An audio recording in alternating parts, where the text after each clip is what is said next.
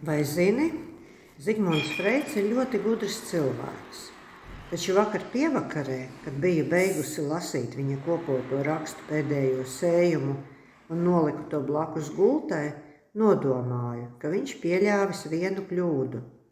Dvēseles 3 stāvi vispār nepastāv mūsos. Nē, tie pastāv gaisā starp mums un starp kaut ko citu, telpā starp mūsu muti un kāda cita ausīm, kam mēs stāstām savu stāstu.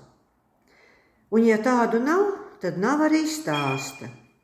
Ja nav neviena, kam atklāt savus noslēpumus, saglabāt asu atmiņu un gūt mierinājumu, tad nākas runāt ar automātisku atbildētāju Mihaeli. Galvenais ir ar kādu runāt. Citādi, ja cilvēks ir viens, viņam nav ne jausmas, kurā stāvā viņš vispār atrodas, un viņš ir lemts tumšā kāpņu telpā izmisīgi taustīties pēc gaismas slēdža. Nu ko? Man pat nav ko piebilst.